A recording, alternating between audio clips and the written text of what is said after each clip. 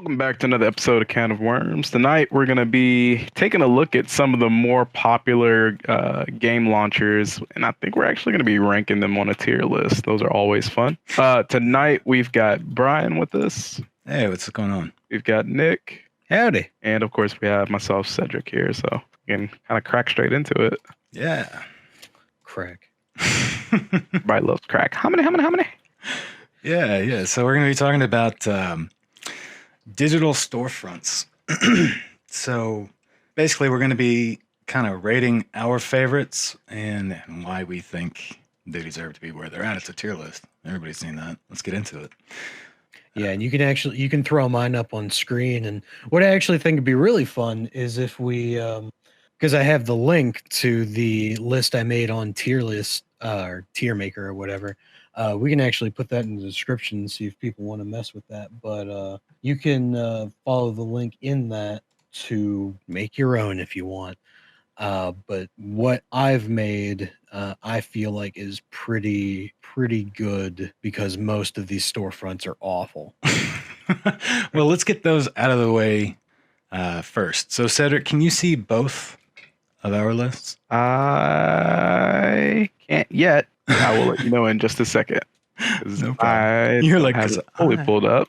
And playing Black Desert. I am. I haven't looked at yours yet. Did you put GOG at the top? Because I had a feeling that you would.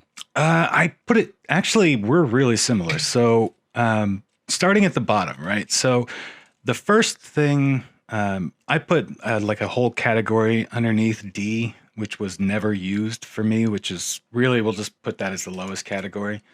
Right. That didn't happen to be ICK, did it? ICK? What? Yeah, you said you whole category underneath D. And I was wondering if the category was ICK. Stop it. Get some help. Oh my God. But all right. I can see both. Cedric's not going to be in Rush Hour 3. Or Vermintide 3. Put your picture in Discord or something, because I know you were streaming it, but... oh, you mean just dump it into the actual channel? Yeah, just so I can see it, because Sure. you were streaming it to me before. Or wait, no, your stream's still up. I'm stupid. Here we go. Well, I mean, That's I can mine. still do that. There you go. No, wait, that's yours. Yeah, yours is very similar to mine. Shit. Mm-hmm. Yeah, it is. Because so yours, we both start kind of similar. So Arc, I haven't really used the Arc launcher. You guys tell me about it. I mean, it's just a really basic one. I mean, it's not fair to compare it to like GOG or Steam or even, well, the Microsoft Store is probably the most unlike all of the other ones, right? But Arc is just used to access Neverwinter Online, Magic the Gathering Legends, Star Trek Online, Perfect World International, and Forsaken World. Just all of the Perfect World games. I actually don't know. Cedric, do you know if... was it Forsaken from the Ashes or whatever? Is that on the Arc launcher? Forsaken from the Ashes. I know Forsaken World was, but I don't know about Forsaken from the Ashes. You mean Remnant? Remnant. Yes, Remnant was an Arc game, or it was published by Arc. Not published, but it was. But it's on the launcher. Yeah. Okay. The Arc launcher is very similar to the BNet launcher, actually, where all it's typically used for is to download games, change the files of your games, or not change the file, but change like the default directory. There's not a whole lot going on with it. The reason why I dislike the Arc launcher so much is because in my experience with it, what you do is you open up the Arc launcher and similar to when I was playing Magic the Gathering the other day, you say, yes, I want to play Magic the Gathering. It will minimize the Arch launcher. It will minimize the Arc launcher and then bring up the Magic the Gathering launcher. And it's just like, just launch the goddamn game. Yeah, that is one thing, and I'm sure you guys will be pretty similar. Launchers within launchers drive me fucking nuts. Like, I'm glad there's no more Origin, but there really still is. Oh, I forgot to put Origin on here. Well, I mean, I thought you left it off because, they technically did away with it. Oh, did they? I didn't even know that. Yeah. Well, I mean, there's also like the Bethesda launcher, but I mean, come on. I guess that's true, right? Yeah. All right. You might as well have a tic-tac-toe launcher, man. Nobody gives a fuck about that. But yeah, I had that in D tier, not at the very bottom, You had yours at in the do not use thing because you don't play any of those games for real. But my experience with the Arc launcher is I just hate it because, like you said, it's a launcher and a launcher. It's actually other than Steam and GOG, where you can launch, let's say, Dragon Age, Mhm. and it will launch in another launcher because it exists, or Mass Effect. It'll exist in that other storefront. Yeah.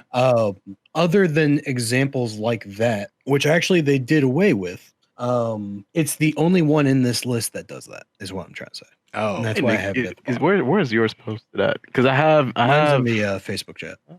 okay. Brian's streaming his, and mine's in the Facebook let chat. me. That's What I can do actually. Let me make this Spit it. really easy. I will just snip it out and put it in the Facebook chat, man. Well, no, I'm just gonna. What I'm gonna do is I'm just gonna stick it in the Discord. Yeah. That way I can side by side it. Yeah. Fuck. Is your recording still going? Because mine totally stopped. Yeah, mine's going. Okay, good. I think I actually heard yours stop. Believe it or not, Oh, thank God. it's like a couple of minutes ago. Is my hard drive full or something? What the I need to figure might out all be. these technical issues I'm suddenly having. Let's see.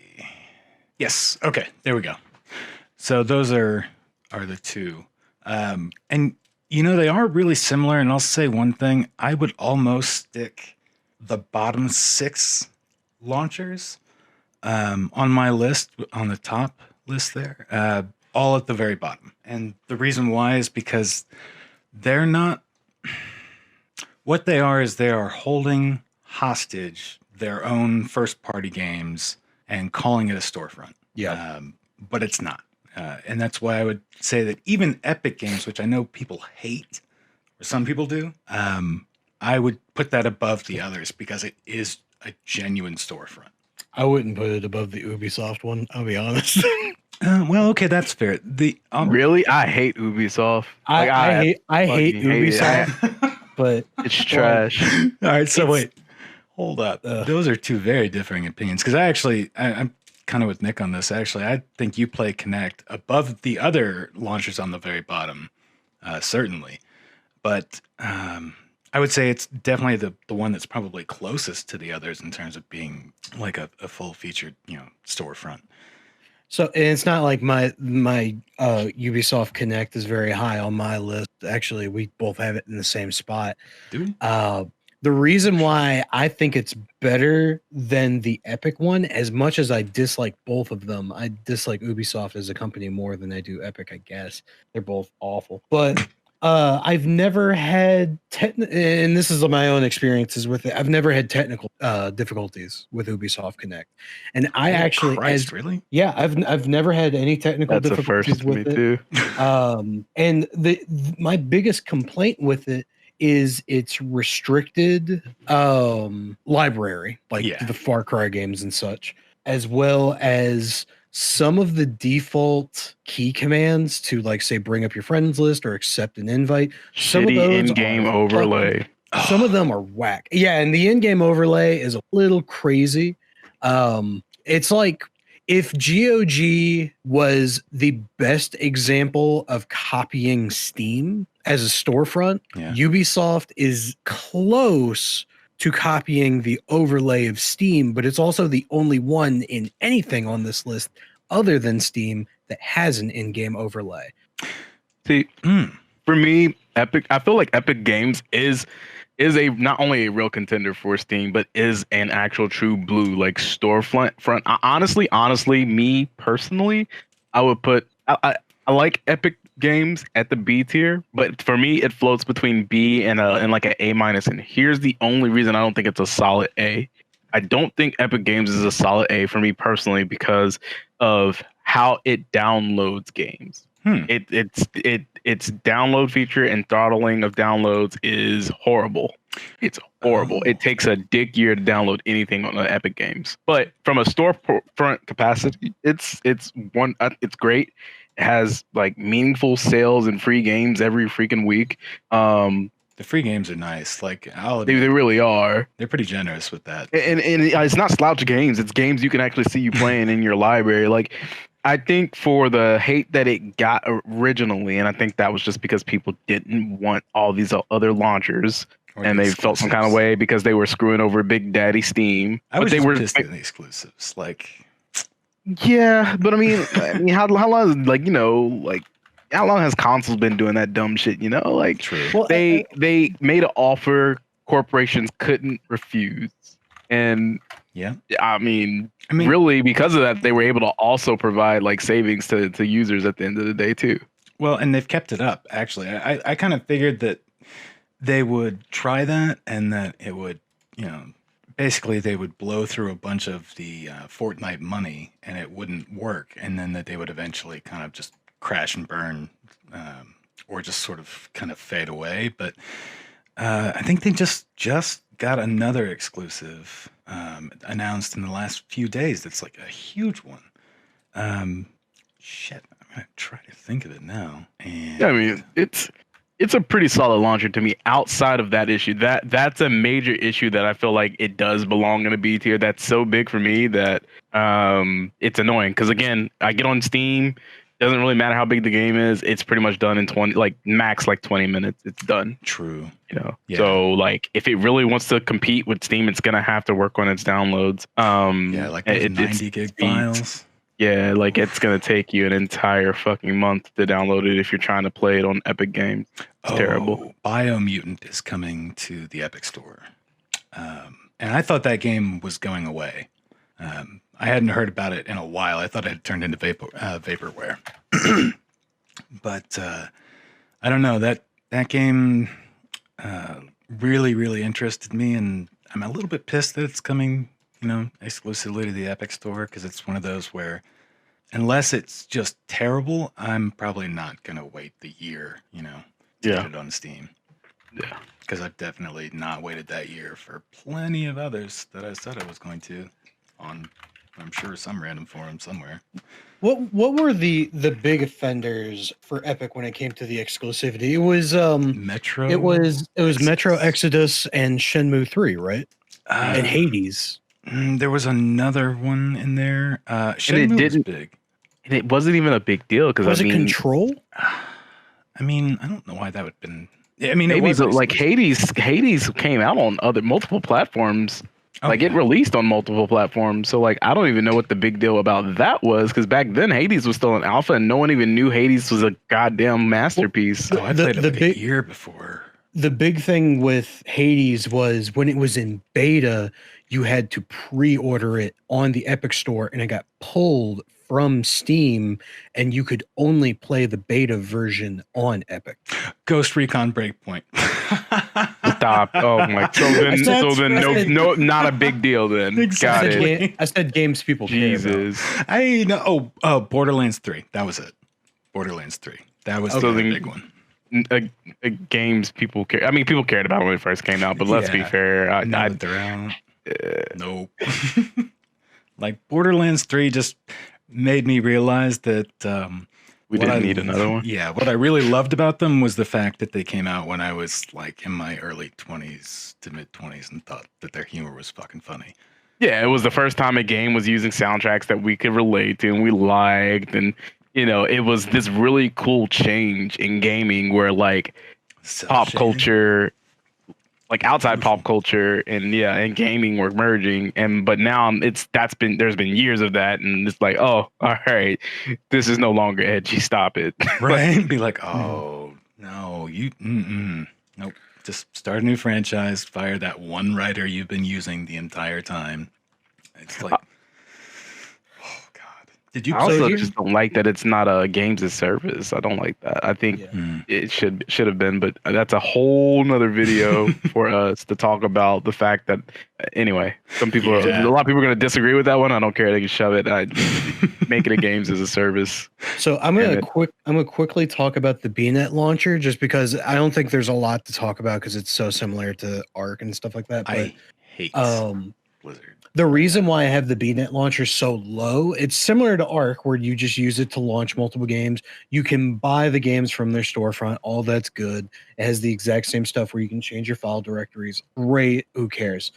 You can update your games through it, whatever. The reason why I have it so low is because connected to the BNet launcher is the actual storefront where you can either buy the games, or if you're playing WoW, you can buy pets, you can buy your subscription, you can buy a bunch of shit from their market. That marketplace performs so poorly. Oh yeah. I've been double charged because like it just ran my card twice. I've like tried to pay a WoW sub and it didn't go through, and then suddenly my WoW sub isn't working, and then I have to go back in, and it's just like, I know I already did this earlier. Am I about to be charged twice again? What the fuck is going on? And this is actually back when I paid for my WoW sub 6 months at a time. Oh. So I got charged twice. I mean, I got a year's worth of WoW. Like I was going to pay for it anyways, right? But it was like, oh shit, that's like 70 or 80 bucks I don't have anymore. Right. Like, weren't you telling me that like before you started, working where we used to work, that you worked at like Kroger making like 80 bucks a week? Yeah. Yeah. So that's like, fuck. Well, and this is well past that, but like, even that, regardless what your money situation is, getting charged. Imagine you're buying something on Amazon. Let's say you're buying earbuds on Amazon, right? And then you get charged twice, and you're like, "Fuck! Yeah. I want to pay $40." Yeah. Well, the biggest thing I think about the BattleNet launcher, besides even all of that, because I agree with you. First off, let me make sure that's clear. But my biggest problem is that about how long has the launcher been out?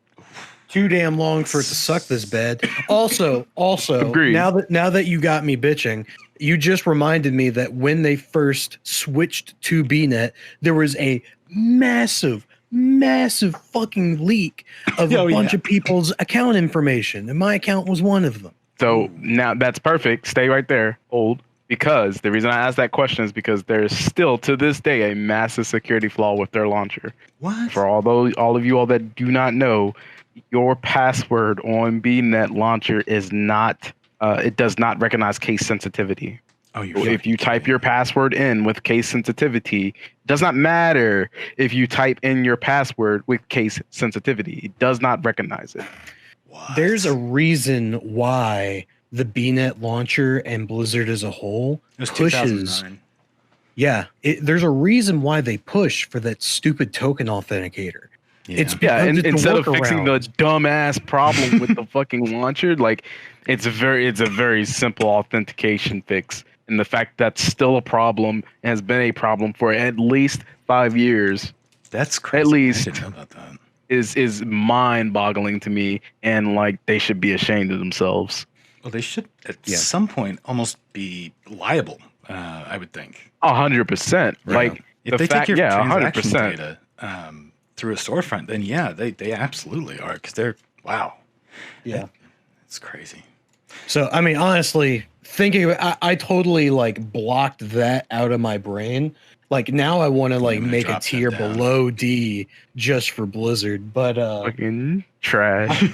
I might actually shuffle this around a little bit and then send you a new picture for the thumbnail. Like I'm gonna have to edit my opinions on these, because I've definitely changed mine. Like the bottom 6 are all the same for the most part, except for I would put BattleNet lower. I think it would be, somebody will definitely mention it if I don't, but the GOG 2.0 launcher, one reason why I put it like right underneath Steam is that it unifies the other launchers on your system. Does GOG have an overlay, or is it just like a launch? Okay, like when you're playing, like I have like Enclave through GOG. Like, does it have something like Steam where you can do like Shift Tab and it'll bring up an overlay? I'm actually looking now. Now that I said yes, I'm like, wait, shit, does it? Because I don't think I've ever used one. I don't remember if it does. That's the only reason I have it in A. Yeah, you know what? It may not, man. And it's share. I'll get to it later. Have any of you used Prime Gaming? It does have an overlay. Okay. No, but here's what I'll say about Prime. I've seen it. It may not be the greatest right now, but I do expect it to get better as they get more platforms. I take that. No, I don't take that back, because I put it on Steam. What about Prime Video? Because I mean, Prime Video is fine, but it's still a massive joke compared to the other two. That is true, but Prime Video, all it's doing is playing a video or streaming a video, and that works for what it is. Prime Gaming works very similar to the Prime Video launcher, but that's actually a problem for games, because the reason why I have that at the bottom is because of its lack of settings. Like one of the big things for me is I want to say it was either last year or maybe late 2019. There was a thing where if you have Amazon Prime, SNK, the dudes that made King of Fighters and Oh, yeah. Final Fight and Samurai Showdown, they had this massive thing on Prime Gaming going on where you could redeem like it was like 12 games. Yeah, I remember. And I was so excited to play them because it was like, oh man, I haven't played Last Samurai or Last Blade, I think is what it's called. I haven't played like all of these I like shooters Sengoku or Sengoku, I think. they had all these Neo games. Geo? The big one was King of Fighters, Hmm. and I think it was 99 or Was that where you were like King Kong or Godzilla? what? Oh wait, no, hold on. Which one No. was that? Motherfucker. I'm thinking of one though that was similar to that. King of Fighters, Terry Are you Bogard. talking about Yeah. Rampage? No, it's not Rampage, but like, oh my god, what I mean is like it was a Neo Geo game, but it was kind of like Neo Geo's answer to Rampage, and that's what I was thinking of when you said King of Fighters. It wasn't until Cedric said Terry that I was like, oh shit. But yeah, like know which one.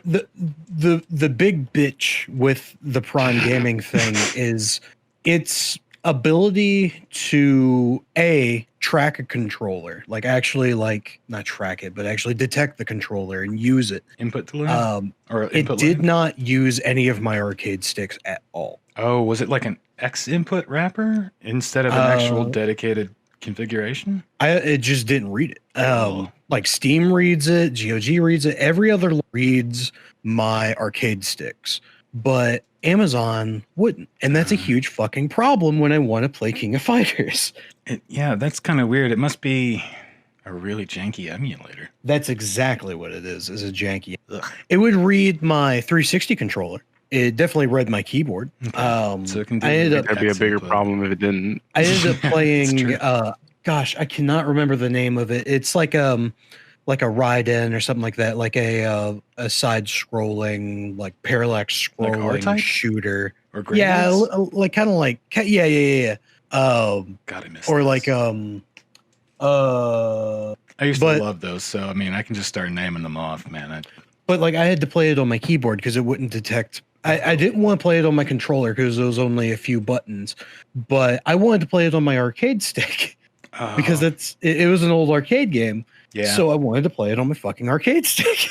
Plus, if you own something like that, you kind of want to use it. Exactly. Like one of my favorite things. So do you remember River City Girls? Like the new remake of No, I River City do. Ransom? I do. I had to laugh. Sorry, at first because I was like, wait, what? No, it doesn't even sound 'Cause, like like- a video game by the title. Like Um, Scott Pilgrim and River City Girls and beat 'em ups like that. I actually play on my arcade stick. oh, it's you know what it sounds like. It sounds like a certain type of girl that you would want to stay away from. A River City Girl. Oh, stay away from those River City girls. Mm-mm. Nope. But basically, Prime Gaming at the bottom. Actually, BNet is going to be at the bottom after I adjust this. But in my list, I had Prime Gaming at the bottom because its UI and internal settings were shit. So, as kind of a final, I guess, really what we need to say is why is Steam number one, and why is it still number one, even though it's had plenty of like competitors come up, competitors that have had big pockets. I think just people are used to Steam. People are comfortable with what they've done. They've had more years to refine and add features that people like the trading cards and the game score and the marketplace where you can make a little bit of a couple cent off a couple things. Yeah, you know what I'm saying? The refund policy. They've had more than a decade to flesh out some of these things that other launchers, well, yes, they get a chance to look at it and see, okay, yeah, I need to add this. Seeing that you need to add it and being able to add that in the labor that comes along with it are two different things. I think that's really You get a lot of people that say that the only reason why Steam is popular is because people, there's a familiarity, and not because it actually is a fully featured, like a one-stop community storefront launcher library, a community really. Yeah, I'd honestly have to agree with that. I don't think it does anything special. There is a singular function that Steam does that GOG doesn't. Since GOG has no DR, which is basically how a company is able to license you a game, But also track you GOG is on- yeah. Sorry, go ahead. GOG for the most part has no DRM on any of its games, and those Steam does, and that's a weird like niche that some people argue about that for the layman just doesn't matter. The big difference between the two, since GOG doesn't have DRM on their games, they lock your library entirely. You are only allowed to play games that are in your library, whereas in Steam, you can actually share your games with another person. For example, me and my roommate combined, we have 2,000 games in our library on Steam because our libraries are merged. Jesus, that is nuts. How do you guys have that many games? We have Never 1,000 mind. apiece. Yeah, coming from you know exactly how. Me and you both said did it. Humble Bundle. Right, I said that and I was like, wait a minute, I haven't even looked at mine. I stopped counting a long time ago because it became, at one point I was like, oh my God, I'm getting so many of these. And then it was like, okay, this is just kind of funny now. And then it became ridiculous. And then after a while I was like, can I hide this? I actually So don't want people to see these numbers. Really, GOG and Steam can be interchangeable based on the person. If you're a person that doesn't give a fuck about sharing your games, GOG is honestly the best one overall. Their sales are usually pretty fair, and the downloads are very nice. They doesn't also take had a too lot of long. older stuff too. I love that. That's why I love it so much. It has so many old games that I used to just play the hell out of, and those games don't have DRM. Yeah, I know. Which is a weird thing that a lot of people don't understand. It's not worth really getting into, but that's a big deal for a lot of older folks like me that dig into privacy of my licensed software. Well, also but- it means they can't take it away from you. Yes, yeah, can't, you bought it and you own it. Like I remember with Steam once when I was I don't remember. It was probably like 10 years ago, but I bought something and it was one of the first things I bought off Steam, and it had been a while since I used it. And I remember I looked at my card statement and I was like, what the fuck is that? And I had my bank hold it until I could figure out what it was. And the minute I put a hold on it, they locked my Steam account. And I remember I was actually on the internet trying to figure out where the charge had come from. And it was like, oh, it's your Steam launcher. And I opened up Steam, and that's when it was like, your account's been locked. Yeah. And I couldn't even there wasn't even a phone number to call. Like I had to send an email and wait 3 or 4 days for somebody to get back to me. I was furious about that shit. So I think there's two things in this list that we haven't talked about. The Riot thing, which isn't actually a launcher yet, and I'm going to talk about that in a minute and what I actually think that's going to become. But the Windows Marketplace, I can quickly talk about. I mean, obviously, that's where Windows 10 users can get all their apps, blah, blah, blah. Fucking garbage. But would you put Xbox Game Pass lumped in with it? Because I am, but I'm still going to low it as the number one spot in C tier, because even though Game Pass is great, even though the ability to get other applications on the computer can be great, and the availability to get certain Microsoft exclusives such as like Recore and Gears of War and things like that is good, like those Microsoft exclusives, that is all cool. But the big problem with their launcher is it will absolutely slaughter your hard drive because these fucking videos aren't compressed. Or not the videos, the files in the games aren't compressed. Yeah, they really aren't. They take up a shitload of space. But I actually would put it up near the top if we're going to lump in Game Pass with it, because I actually have the Game Pass, and man, they put so much shit on there, and it is almost all relevant. Like for the most part, that's the makeup for it taking 30 minutes to be able to launch the game you get when you finally get the game for free. It's terrible. It's hot. It's hot trash. I feel like my perspective on it is, even though as much as I love Game Pass still, the actual market front itself, the absorbent file sizes, and honestly, the usability of it is ass. Well, and it's like the digital version of being lost on like a street in New York, and there's a bunch of street peddlers. It's like, what the fuck am I looking at? Who are these people?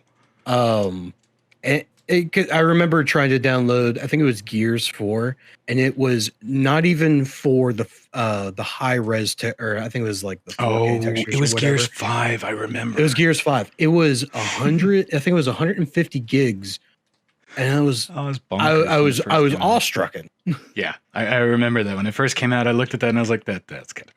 But Killer Instinct was the same way. When they put Killer Instinct before it was on Steam, it was only available on the Microsoft storefront. It's like 92 gigs for the base game.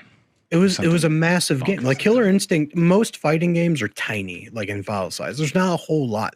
Like your biggest one is probably like Street Fighter 5 and KOF 14, whatever. Just because they're newer games with 3D models. You know what? I think Mortal Kombat is actually the biggest one. I think that one's like 60 gigs. And probably Injustice too, then. Injustice, there's not as much. I was just thinking because of the number of like, because Injustice was the first one where they had like the multiple equipment slots that you could earn for like each character. And I'm thinking that's gotta take up a lot. It's usually stages and character models that do it, but NRS games that's why it's so much, like way more than like Street Fighter or King of Fighters, like way more. But it's like an NRS game, another Realm Studio game, I can see having a large file size because so much detail, and it's just they do so much with what they have. I think Street Fighter 5 Championship Edition is like 30 gigs, and I want to say Mortal Kombat 11 is like 50. That sounds about right. I mean, I think I had it on PlayStation, so I never even really looked because I just never had that many games downloaded on my PlayStation at any one time. So the last thing I want to talk about, I kind of cheated with this because it's not a launcher and it's the Riot Games thing. So currently, there's not a launcher for Riot Games, but I believe launchers. Hold up, for people like me who have no idea, well, I actually do, but for people who don't know, what is Riot Games? What do they make? Riot Games is the company synonymous. Nick's word of the day came twice. It's like synonymous. I'm falling apart. I took a nap before this, and I'm just falling apart. It's amazing. Their big game is League of Legends, whatever. But the reason why I put this on here and the reason why I put it in tier, even though there isn't a launcher specifically for its games yet. So right now there is only League of Legends, Legends of Runeterra, which I'm actually going to play tonight. I'm trying to get into it. Teamfight Tactics, which is actually part of the League of Legends launcher. And all of it is separate. And Apex, not Apex. Whoa. Valorant. Valorant. Oh my God. Not Apex, freaking Valorant. What is wrong Apex, with you? Valorant, Titanfall? I'm just all over the place. So there are 4 games right now: League of Legends, Teamfight Tactics, Legends of Runeterra, and Valorant. Or with the 5th one announced, they are doing an MMORPG confirmed. Oh wait, no, that means there's 3 because there's the Ruin King, which is going to be the RPG that's coming out later this year, I think. There's the MMO, but there's also Project L, the fighting game. But that's actually the reason why I put that in B tier, even though there's not one unified launcher for it yet. You got to think eventually it's going to happen. Yeah. They will have to do it. But the one feature that does exist between all 4 of the current games is the ability to quickly and seamlessly chat with people on your friends list between those 4 games. So like it's very similar to Battle.net. No, not like Battle.net. It actually works. It actually works. No, it's not just in theory. Yeah. And when I say seamlessly, like it operates better, way more smooth, especially if you're on the League of Legends side because it's just a chat window. But it's like my friend can be on Valorant, I can be on Legends of Runeterra, and then another friend can be on League of Legends, and we can actually be in a small chat room with all 3 of us chatting to each other at the same time. While you're playing different games. One is in a League of Legends game. I'm in a Legend of Runeterra game. Justin's in a Valorant game. Like all of us can be in the game seamlessly talking to one in chat. Wow. Kind of like Steam. Yeah, actually exactly like Steam. Yeah. Gotta love Steam, man. Definitely closer. But Cedric is right. Like, let's say I'm playing Overwatch and he's playing WoW. Like, it gets pretty sloppy between different games on the BNet launcher just because of how it's integrated into each game differently. Yeah. the person in WoW can be kind of just chilling and just talking up a storm, and the person in Overwatch is like desperately trying to type while not having a stroke. Well, it's not even just that. It's how the chat function is integrated in those games. Obviously, it works better in WoW because half of WoW is a fucking chat room. Yeah, it's a chat room. But the chat features in Overwatch, one, it's harder to read your messages because what also occupies the message box is the pings, all of the shout outs, so and so killed, whatever. There's that same text box is your feed of the game as well. So it can be hard to find as well. And just like you're saying, I mean, Valorant has the same issue. You have to stop and then type if you're trying to do it. But I'll argue that in Valorant, there's more downtime. I was going to say, yeah, you got time, right? Like you got the planning phase, so it's not so bad. The chat function in Valorant and Legends of Runeterra and League of Legends, the chat function is integrated the same in all of those games. Therefore, when you're chatting cross game, it's uniform. Exactly. That's actually really good. That's smart. When all of these other games come out and they integrate that again, one really interesting thing that I'm waiting to see is if they integrate chat into the Ruin King RPG game, because I would actually really love that, where I can just bring up a chat box, chat to my friends through the Riot chat system while I play a single player. Why not? Who cares? And in the MMO, similar to WoW, that'd be great. I can chat with somebody who's playing League while I'm playing the Riot MMO. But I put it in B tier because in total, counting what they already have done and what they have slated, there are 7 games. I put money on it, they will make a unified. Oh, that was the worst time for your mic to cut out. Yeah, but I bet unified. I bet money that they will make a unified launch. Wow, you are. It's picking up times in a row. It's picking up on my end, but it's not picking up Discord. It's pissing me off. Oh, that was amazing. Closing thesis. I'm putting Riot in B tier for hope. Oh, okay. All right. I hear you. Cedric, what are your final thoughts? Where do you my final ranking would be Steam S tier. Honestly, this would be my final ranking. Steam and GOG S tier, followed by Epic at A tier, followed by Riot at B tier, along with actually no, Riot and B tier by itself. What? No, I'm happy that you agree. I just wanted to talk shit. I heard 2 other people going what, and I was like, I was about to say Riot and B tier alone, and then you've got Microsoft and Ubisoft in C tier. Prime Gaming, I'll give it a little bit of love, D tier. I'm sorry. Prime Gaming, I'll give it a little love, C tier along with them, but I think it's got potential to move up. And then you've got your shitters, honorable mentions, Arc and D tier. Yeah, not even honorable. Kill yourself. Yeah, I'll definitely have to timestamp that. No, be yourself, but I'll definitely be yourself, just less. Just let me know. No, be yourself. Just let me know when to mute it. That's all. Yeah, I think that's my tier. I think that's where we're at, honestly. Yeah. I mean, mine doesn't really change a lot, man. The only thing that changes on my list is that I kind of lump everything at the bottom 6: Battle.net, Uplay, Microsoft, Arc, Prime, Riot. All for me are at the bottom. They're going to be That's fair. C, and then That's fair. Everything going up.